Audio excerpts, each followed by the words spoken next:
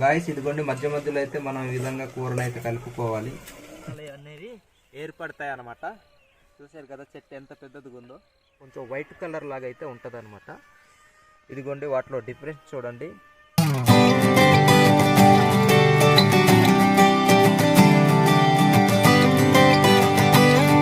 Hi guys, ఎలా ఉన్నారు? ఈరోజు ఎర్లీ మార్నింగ్ మేము తోటకూర కోసం అయితే వచ్చాము.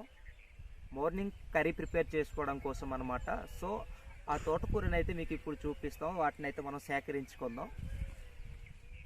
మా దొడ్లలోనే ఈ విధంగా నేచురల్గా అయితే మనకు తోటకూర అయితే ఈ సీజన్లో అయితే దొరుకుతాయి. ఏప్రిల్, మే, జూను ఆ మాసాల్లో అయితే మనకు ఇవి చాలా ఎక్కువ దొరుకుతాయి అన్నమాట. వీటిని విత్తనాలు వేసుకోకుండానే మేమైతే వీటిని అయితే హ్యాపీగా అయితే నేచురల్గా అయితే మేము సేకరించుకొని వీటిని అయితే కూర వండి తింటాం అనమాట. గాయస్ తోటకూరను తీసుకెళ్ళడానికి అయితే ఇదిగోండి చిన్న శాట అయితే పట్టుకొచ్చాము. సో ఈ తోటకూర వచ్చేసి మనకు సాధారణంగా నేచురల్గా అయితే మాకు దొరుకుతాయండి. ఇవి మేమైతే విత్తనాలు అయితే వేసుకోము. సో ఈ మొక్కలు పెద్దవయ్యి తనంతట తనే విత్తనాలుగా తయారయ్యి మళ్ళీ అవి ఆటోమేటిక్గా గాలి కొట్టడం వల్ల పడిపోతాయి అన్నమాట. సో మళ్ళీ అవి నెక్స్ట్ ఇయర్కి అయితే యథావిధిగా ఈ విధంగానే మొక్కలు అనేవి మొలుస్తాయి. సో మాకైతే ప్రతి సంవత్సరం ఈ మాసాల్లో అయితే దొరుకుతాయండి. ఈ కూర ఆరోగ్యానికి కూడా చాలా మంచిదన్నమాట. ఇప్పుడు మన కంటి చూపుకుని మన ఒంటి బలానికి అయితే బాగా అయితే ఉపయోగపడుతుంది. సో మా దొడ్లలో కానీ మేము నివసిస్తున్న మా సరౌండింగ్లో అయితే ఇవి చాలా ఎక్కువగా అయితే లభిస్తుంటాయి ఈ సీజన్లో. మా దొడ్లలోనే నేచురల్గా మాకు తోటకూర అనేది దొరుకుతుంది కాబట్టి మేమైతే కొన్ని తోటకూర మొక్కలను అయితే ఈ విధంగా వదిలేస్తాము. చూశారు కదా, ఈ దొడ్డి గాబు తీసినప్పుడు కూడా సైడ్ నుంచి మొత్తం క్లియర్ చేసి ఇదైతే ఉంచుకున్నాము కూర కోసం అనమాట. కొన్ని మొక్కలను అయితే గాయస్ మాకైతే తోటకూర అయితే మాకు 3 రకాలుగా అయితే దొరుకుతుంది. మీకైతే ఆ వేరియేషన్ చూపిస్తాను. గాయస్ మీకు వేరియేషన్ చూపిస్తాను అన్నాను కదా, చూపిస్తాను. ఇది గాయస్ ఇదిగోండి, ఇది వచ్చేసి మనకు కొంచెం రౌండ్గా అయితే కనిపిస్తున్నాయి ఆకులు. చూసారా, మనకు ఇందాక చూపిన దాంట్లో చూడండి ఇవి కొంచెం పొడవుగా అయితే ఉన్నాయి ఆకులు. మీకు ఇంకోటి చూపిస్తాను, 3 రకాలు అనేసి అన్నాను కదా మీకు. ఇది వచ్చేసి కొంచెం రెడ్ బ్రౌన్ కలర్లో అయితే ఉంది. మనకు 3 వేరియేషన్స్ అన్నాను కదా, ఇదొకటి అనమాట. చూడండి మనం ఫస్ట్ తీసుకున్నది అయితే మనకు కొంచెం వైట్ కలర్ లాగా అయితే ఉంటుంది అనమాట.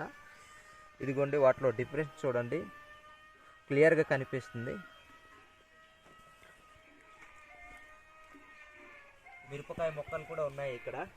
చూసారా, ఇదిగో తోటకూర చెట్టు పక్కన అయితే ఇదిగోండి మిరప చెట్టు కూడా ఉన్నాయి.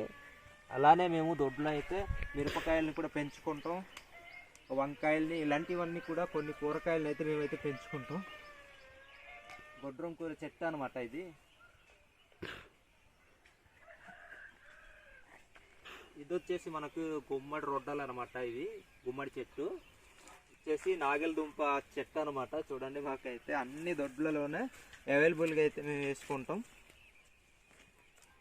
అన్నీ మాకైతే అవైలబుల్గా దొరుకుతాయి. ఇదిగో టమాటా కూడా ఉంది మనకు పక్కనే, చూడండి టమాటా మొక్క. ఇలా అన్నీని కూడా దొడ్లో మేము అన్నీ పెంచుకుంటాం అన్నమాట. మనకైతే ఇలా పెద్ద పెద్ద చెట్లు అయితే అవుతాయి. సో వీటి నుంచే మనకైతే విత్తనాలు అనేవి ఏర్పడతాయి అన్నమాట. చూసారు కదా చెట్టు ఎంత పెద్దదిగా ఉందో. ఇలా కొంచెం తక్కువ అయితే ఉంచుకోవాలి ఇవి, ఎందుకంటే పెరిగి పెద్ద అయ్యాక చాలా స్ప్రెడ్ అవుతాయి అన్నమాట. టోటల్గా మనం ఈ కూరను అయితే ఇంత సేకరించుకున్నాం మొక్కల్ని. సో మనకైతే ఇది కూరకైతే సరిపోద్ది. సో ఎలా ప్రిపేర్ చేయాలనేది మీకైతే చెప్తాను.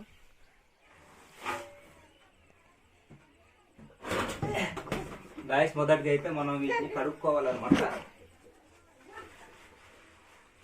ఎందుకంటే వాటర్ అయితే ముందే వేసాము.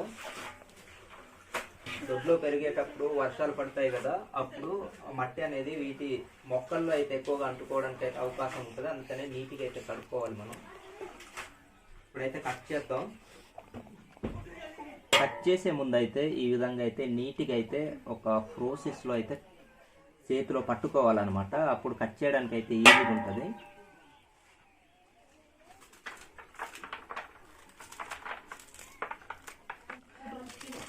కూరకు సరిపడ్డ చిన్న చిన్న పీసులను అయితే కట్ చేసుకోవాలి మనం.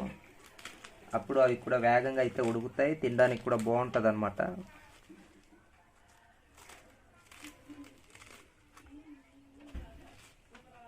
ఇవైతే ఇంకా చిన్న చిన్న పీసులు అయితే కట్ చేసుకోవాలి గాయస్. కాకపోతే నాకు అంత చిన్న చిన్న పీసులు అయితే కట్ చేయడం రావట్లేదు.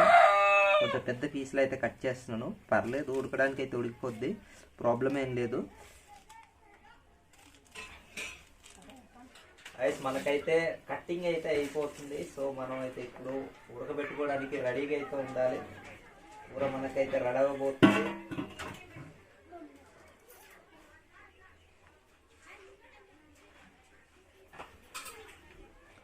గాయస్ ఉల్లిపాయలని అలాగే మిరపకాయలని అయితే కట్ చేసుకున్నాం. ఈ ఆకుకూరతో అయితే పచ్చిమిరపకాయ అయితే ఇంకా టేస్ట్ అయితే బాగుంటుంది, ఇంకా టేస్టీగా ఉంటుంది, బాగుంటుంది కూడా తినడానికి అనమాట. మనకు బౌల్ అయితే సరిపోద్ది. డైలీగా వండుకునే కూరల్లా కాకుండా వీటిని ఈ విధంగానే వండుకోవాలి. పెద్ద ప్రాసెస్ అయితే ఏముండదు దీనికి, మనం కష్టపడిన అవసరం కూడా లేదు. వన్స్ మనం ఈ విధంగా ప్రిపేర్ చేసి మనం పొయ్యికి ఎత్తేసాం అనుకో, ఆటోమేటిక్గా ఉడికిపోద్ది. ఇది కింద అడుగు బాగానే ఆయిల్ కూడా పోసాము. అలానే సాల్ట్ కూడా మన టేస్ట్కి తగ్గట్టు అయితే మనం కలుపుకోవాలి, ఆ క్వాంటిటీకి తగ్గట్టు. అలానే వీటిపై నుంచి అయితే కొంచెం వాటర్ అనేది కలుపుకోవాలి. అలా కలుపుకోవడం వల్ల బాగా ఉడుకుతుంది అనమాట. ఎక్కువ అయితే కలుపుకోకూడదు, చాలా తక్కువగా కలపాలి. ఇప్పుడైతే మనం కూరను అయితే ప్రిపేర్ చేసుకుందాం. చూసారు కదా, ప్రాసెస్ అయితే చాలా సింపుల్గా ఉంటుంది. కూర ఉడకడానికి అయితే మనకి ఎంతసేపు పట్టదండి, పావు గంటలో ఉడికిపోద్ది. సో వేగంగా ఉడకాలనేసి మూత కూడా పెడుతున్నాం. అలా పెట్టడం వల్ల మనకు ఫాస్ట్గా ఉడికే అవకాశం అయితే ఉంటుంది. గాయస్ ఇదిగోండి, మధ్య మధ్యలో అయితే మనం ఈ విధంగా కూరను అయితే కలుపుకోవాలి. కూర అయితే రెడీ అయిపోయింది. సో ఉడకడానికి అయితే ఎంతసేపు పట్టదు, అరగంట అయితే పట్టింది. కూర అయితే రెడీ అయిపోయిందండి. ఇప్పుడైతే తిందాం. చాలా వేడిగా అయితే ఉంది గాయస్.